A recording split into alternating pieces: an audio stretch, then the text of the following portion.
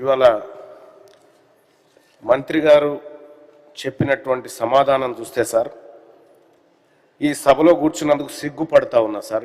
ఈ లెక్కలు చూసిన తర్వాత ఒక బలహీన వర్గాల సెక్షన్ నుంచి ఈ సభకు వచ్చినటువంటి నేను ఈ లెక్కలు చూసిన తర్వాత కొద్దిగా సిగ్గు అనిపిస్తుంది సార్ వాస్తవానికి.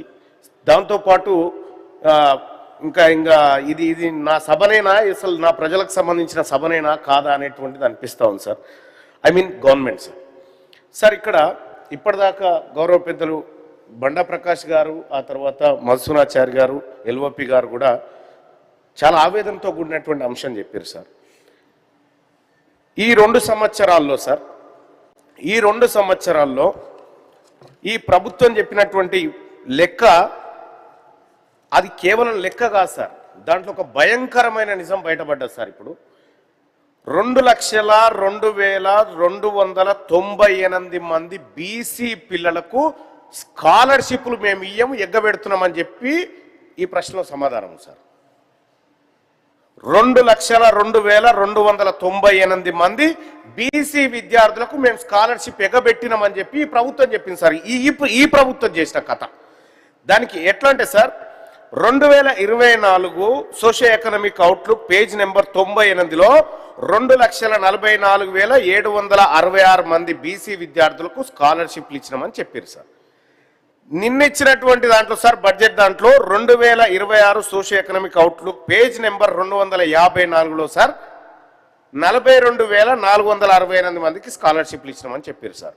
ఒక్క 1 ఇయర్లో 2,02,298 మంది విద్యార్థులకు స్కాలర్షిప్లు ఎగబెట్టినాం మేము అని చెప్పి గౌరవ మంత్రి గారి సమాధానం ద్వారా బయటపడ్డది సార్. సార్ ఇక్కడ బీసీలు అంటే సార్ మరి ఎందుకో ఈ ప్రభుత్వాలకు నాట్ ఓన్లీ ఈ గవర్నమెంటే కాదు సార్, ఈ ఒక్క గవర్నమెంట్ కథ కాదు సార్. ఇవాళ బండా ప్రకాష్ గారు డిమాండ్ చేసినా, ఇక్కడ ఉన్నటువంటి బీసీ సభ్యులం అందరం డిమాండ్ చేసినా ఒక సాహేతుకమైనటువంటి కారణంతో డిమాండ్ చేస్తాం, సాహేతుకమైనటువంటి ఒక ప్రశ్న ద్వారా చెప్తా ఉన్నాం సార్.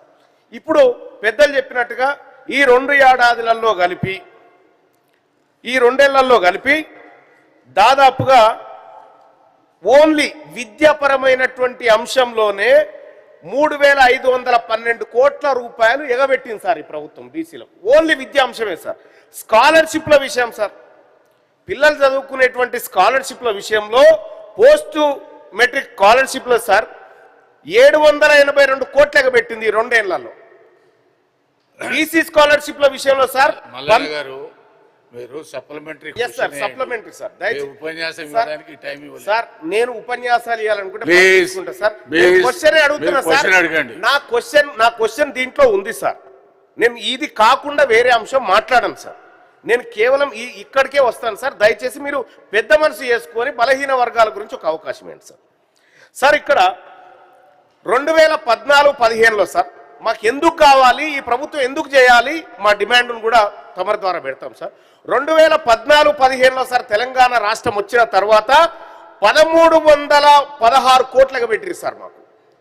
ఆ తర్వాత 2015-16లో 1,099 కోట్లు, 2018-19లో 2,468 కోట్లు, ఇట్లా దాదాపు 8,462 కోట్లు ఎగబెట్టిరు. కాబట్టి ఈ ప్రభుత్వము అధికారంలోకి వస్తే బీసీ సప్లాన్ తీసుకొస్తామనేటువంటి మాట చెప్పింది. కాబట్టి ఈ కళ్ళ ముంగట కనిపిస్తున్న సాక్ష్యాలన్నీ సభ ముందు పెడుతూ బీసీలకు సప్లాను అమలు చేసేటువంటి ఇష్టం ఉందా లేదా ఈ ప్రభుత్వానికి, లేకపోతే ప్రభుత్వం ఓపెన్ గా చెప్పేయచ్చు ఇది మీ ప్రభుత్వం కాదా, మీకు మేము నిధులు ఇవ్వదలుచుకోలేదనేటువంటి మాట క్లారిటీగా చెప్తే మేము మమ్మల్ని గెలిపించి ఇక్కడ తోలిచ్చిన ప్రజల కన్నా క్లియర్ గా చెప్తాం.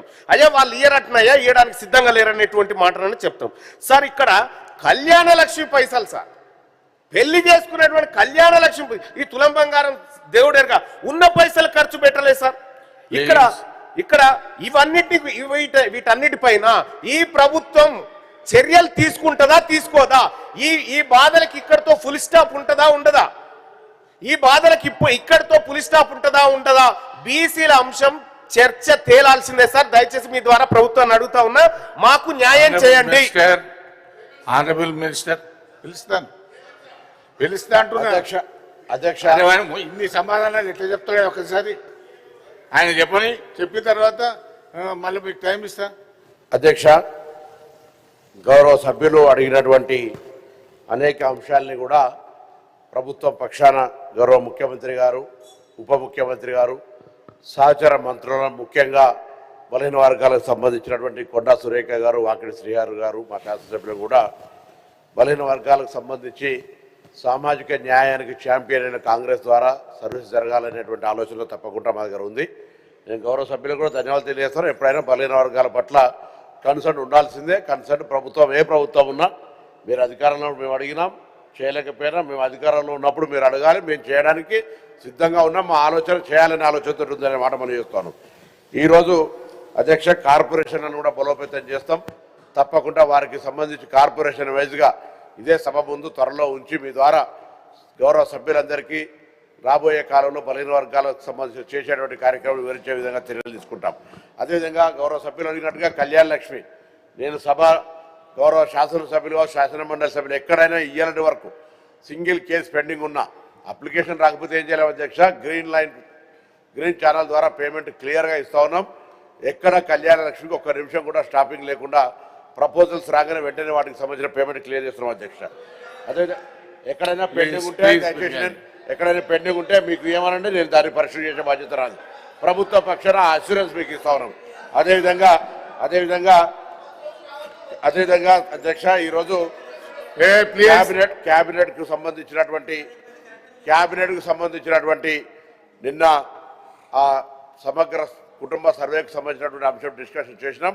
దాన్ని గతంలో ఏర్పాటు చేసినటువంటి సబ్ కమిటీని తప్పకుండా దాన్ని పరిశీలన చేసి గౌరవ సభ్యులు ఆందోళన చెందాల్సిన అవసరం లేదు. బరాబరుగా గౌరవ ముఖ్యమంత్రి గారు నిన్న కూడా మళ్ళీ ఖచ్చితంగా చెప్పినారు. ఒకసారి సబ్ కమిటీ సభ్యులు కూడా నేను సబ్ కమిటీ దాన్ని ఒకసారి రివ్యూ చేసి సభ ముందు ఉంచుతాం. దానికి అనుగుణంగా సభ ముందు ఊరికే నివేదించడమే కాదు, ప్రభుత్వం తరఫున బలహీన వర్గాల అభివృద్ధికి ఏం చర్యలు తీసుకోవాలనేటువంటి ఒక నిర్దిష్టమైన ఆలోచన ఉంది. ఆ విధంగా సరి అయినటువంటి ఏమైనా ప్రపోజల్స్ ఉంటే కూడా ఇవ్వండి. బలహీన వర్గాల బిడ్డగా తప్పకుండా బలహీన వర్గాలకు న్యాయం చేయడానికి కాంగ్రెస్ పార్టీ మరొకసారి చెప్తాను, సామాజిక న్యాయానికి కట్టుబడి ఉండేటువంటి పార్టీ సభ్యుడిగా బరాబరుగా కార్యక్రమం తీసుకుంటామనే మాట మనం చేస్తాను. అదేవిధంగా ఆత్మగౌరవ భవనాలని మొదటి సంవత్సరం కూడా చెప్పిన అందరూ కూడా సంఘ భవనాలకు సంబంధించిన సభ్యులు వచ్చినారు. అధ్యక్ష ఆ స్థలాలు కేటాయించినారు కానీ ఊరికే కాయిదాల మీద జీవులు ఇచ్చినా ఎక్కడ కూడా నిధులు కేటాయించలే. తప్పకుండా ఈ ఆర్థిక సంవత్సరంలో ఆత్మగౌరవ భవనాలకు స్థలాలు ఇచ్చినన్నిటికి కూడా నిధులు కేటాయించి ఆ భవనాల నిర్మాణానికి కూడా 100%గా సభ ముందు నేను ఈ మాట గౌరవ సభ్యులందరూ కూడా తెలియజేస్తాను అధ్యక్ష. అదేవిధంగా విదేశీ స్కాలర్షిప్లు సంవత్సరానికి 300 ఉండే, 2 సీజన్లకు కలిపి 300 ఉంటే వాటిని అందరం కూడా కలిసి 700కు పెంచుకున్నాం. ఇంకా వాటిని పెంచే విధంగా చర్య మీ కార్యక్రమం రూపొందిస్తాను అనేటువంటి మాట మనం చెప్తాను. అదేవిధంగా పెండింగ్ బకాయిలు ఉండే అధ్యక్ష 300 నేను మహాత్మా జ్యోతిబా పూలేకి సంబంధించినటువంటి విద్యా సంస్థలకు చూస్తాను. 327 ఇన్స్టిట్యూట్స్ ఉంటే 26 మాత్రమే సొంత భవనాలు అధ్యక్ష. కిరాయిలు బకాయి ఉంటే నేను మంత్రి అయిన తర్వాత దసరా సెలవుల తర్వాత వాటిని ఓపెన్ చేయడానికి కూడా తాళాలు వేసుకుంటే నేను చెప్పిన జాగ్రత్త అని చెప్పి మళ్ళీ వాటిని ఓపెన్ చేసి పేమెంట్ కట్టినటువంటి పరిస్థితి అధ్యక్ష. ఇలా మా కమిట్మెంట్ ఉంది. రైట్ జాప్యం జరుగుతున్నట్టు గతం చేసినటువంటి అప్పుల కారణంగా ఇంకా నిధులు కేటాయించాల్సిన అవసరం లేదు. మేము కూడా మా పార్టీలో గొంతులకు బరాబరుగా పార్టీలో ప్రజాస్వామ్యం ఉంది. మా ప్రభుత్వంలో బలహీన వర్గాలకు న్యాయం చేయాలని అడుగుతా ఉన్నాం. బరాబరుగా చేసి చూపిస్తామనేటువంటి మాట మనం చేస్తా ఉన్నా. అదేవిధంగా ఈరోజు ఎక్కడైనా నేను మళ్ళీ కూడా కోరుతా ఉన్నా, ఈ ప్రభుత్వం బలహీన వర్గాలకు కామారెడ్డి డిక్లరేషన్ కావచ్చు, సబ్ ప్లాన్ కూడా ప్లాన్ చేస్తా ఉన్నాం. దాంతో పాటుగా కులాల కార్పొరేషన్లను నిధులిస్తాం. ఆత్మగౌరవ భవనాలు కట్టించడం కాకుండా విదేశీ స్కాలర్షిప్లకు సంబంధించినటువంటి నెంబరింగ్ వచ్చినాం.